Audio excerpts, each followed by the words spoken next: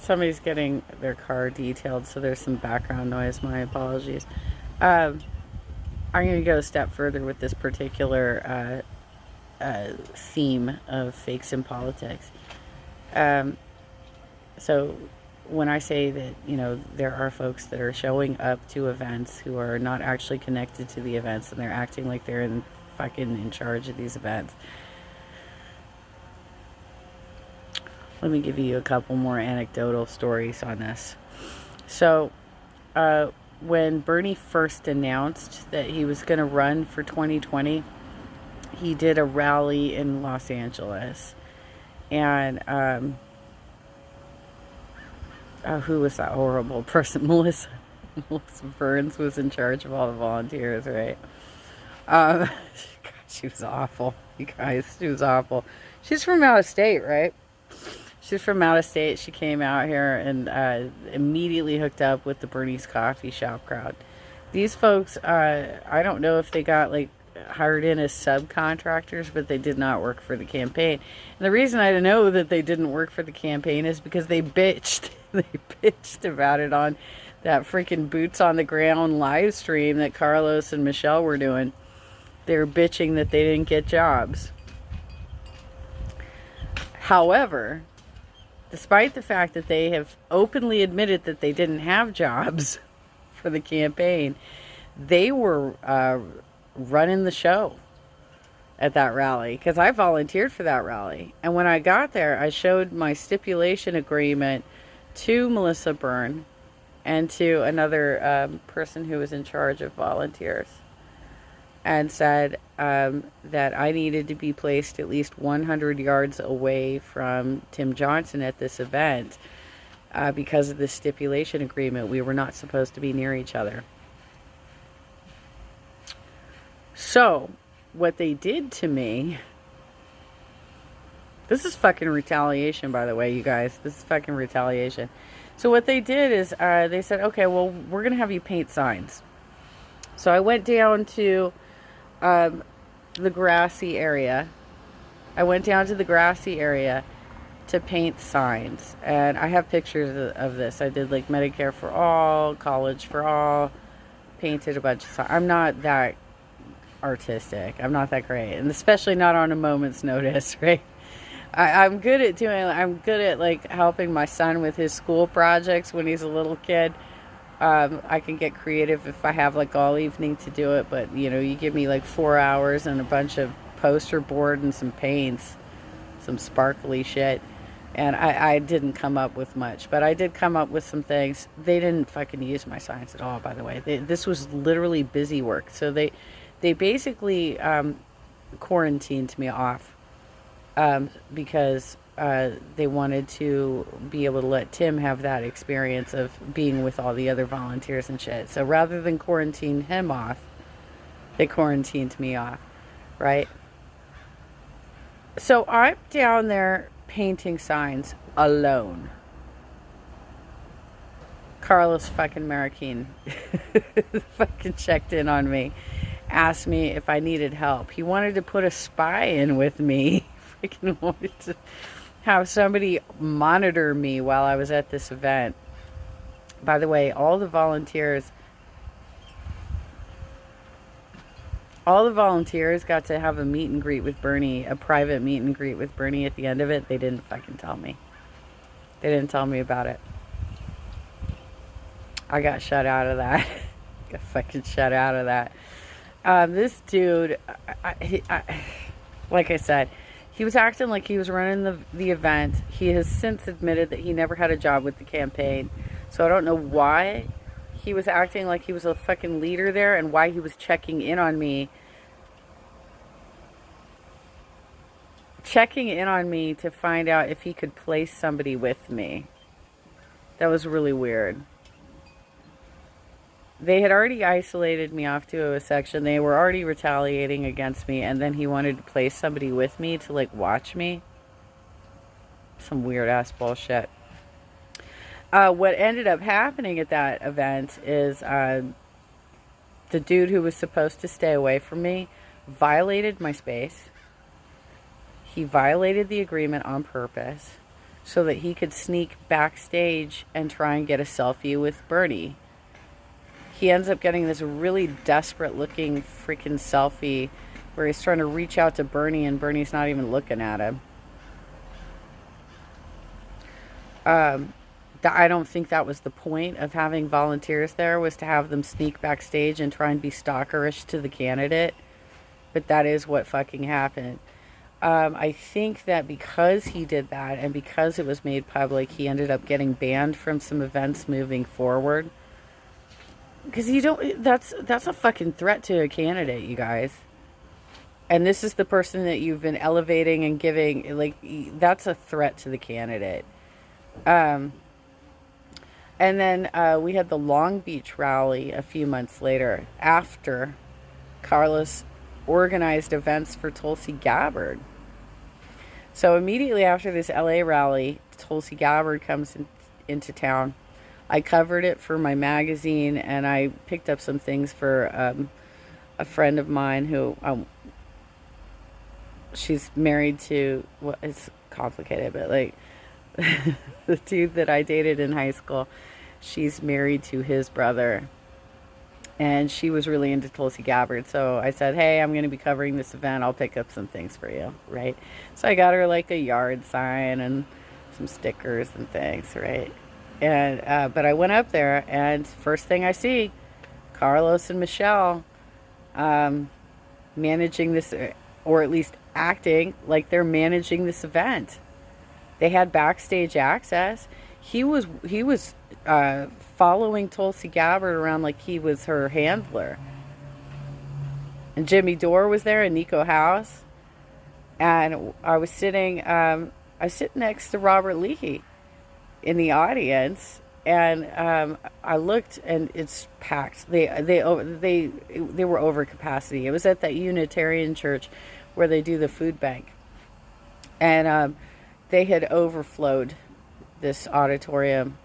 And I'm sitting next to Robert. I'm in such a huge crowd of people, and we're like, I don't know, maybe like 6 to 10 rows back from the stage.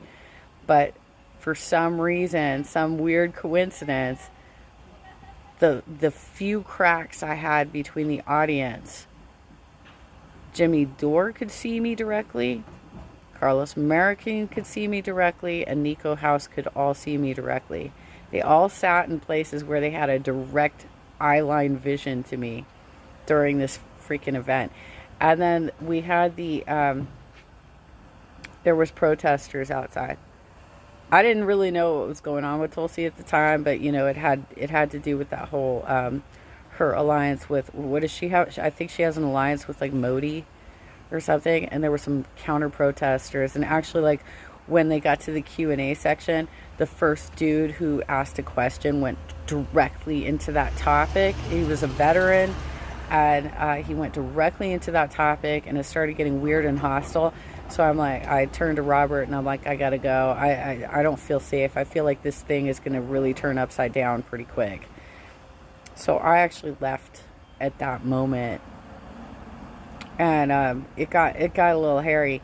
But then Carlos was following her around like he was like handling her. Next thing you know, we have the Long Beach rally for Bernie a few months later, and Carlos was asked to fucking speak. He's not working. He's already admitted his bitterness that he didn't get hired by the campaign, that he and Michelle didn't get jobs. He's admitted that they were using Bernie's name to do events and collect people's data to create their own volunteer list, and then tried to sell it back to the Bernie campaign. But somehow the LA crowd, the LA organizers, got him in as a speaker at the Long Beach rally, despite the fact that he has advocated Movement for the People's Party, which is against Bernie's vision of Dem enter, enter and reform the party and everything. And he's been pushing Nick Brana's bullshit for years. And he got on as a speaker on the stage there after promoting Tulsi, like literally fucking helping organize. I'm assuming he was organizing her events, but I don't know, because this dude likes to show up and act like he's fucking in charge of things. And I don't know if he's really connected to these things or not, or if he just happens to know people who have backstage access. But somehow he got the fuck on the stage in Long Beach. And this is one of the reasons that they keep trying to tear me down, is I fucking contacted somebody high level in Bernie's campaign, and I'm like, why the hell did that just happen? Why did you let Carlos on the fucking stage? This is one of the reasons they're mad at me, is I actually might have had something to do with preventing them from getting the jobs they were seeking. But I'm sorry, guys. Like, you can't just be like, I'm going to come up with my own fucking strategy. I'm not going to follow the candidate strategy. I'm not going to truly support him. I'm going to support his competitors and shit too. It's the same group. The same group of people also was promoting Mike Gravel. Rest in peace. But they also spent the entire summer saying that it's important that Tulsi is in the race because she's going to help Bernie on the debate stage. And then when she dropped and endorsed Biden, I called all those motherfuckers out, and they were so pissed at me. They were so pissed at me for being like, look, I told you straight up you shouldn't have been helping Tulsi. They were so mad at me. This is how this LA crowd goes. This is how they fucking do it. This is how they do it all the time. They're just like, they're in it for them. When I was working with Don used to call, what did he call them? I mean, because he's basically the same thing. Let's be real. He does exactly the same thing.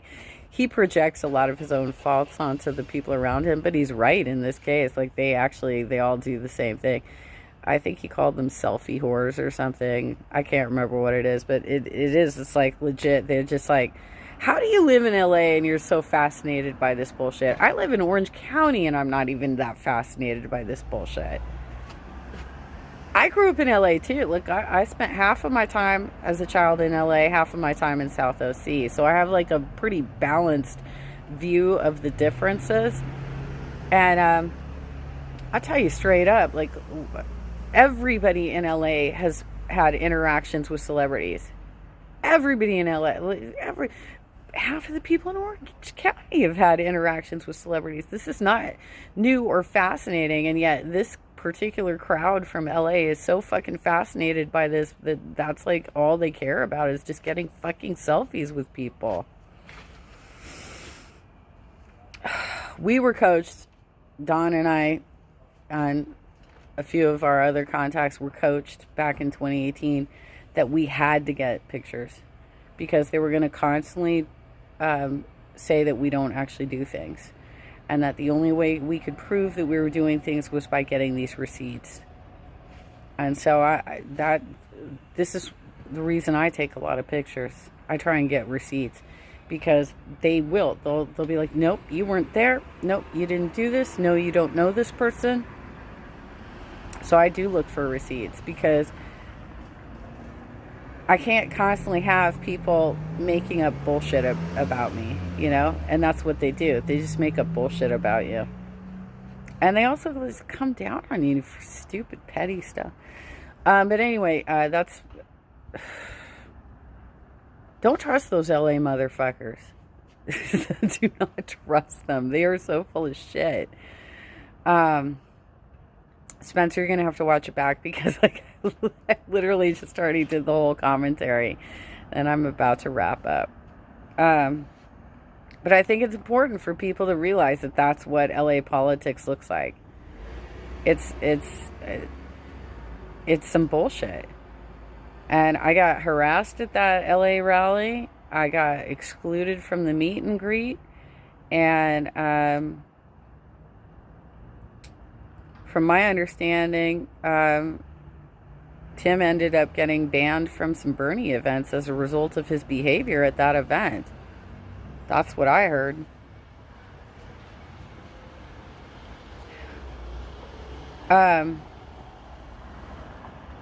folks have a lot to, this whole progressive caucus bullshit that's happening right now, folks have a lot to atone for. They need to admit that they were doing this whole election rigging stuff with their illicit PAC, and they need to stop working with people who are not even interested in reforming the party. Like, why are you working with them on party reformation if they're not interested in in actually reforming the party? That's the whole fucking point. The only thing I can think of is that you're moles and that you're trying to purposely fuck over the party and make it so that we can't reform the party. That's all I can think of.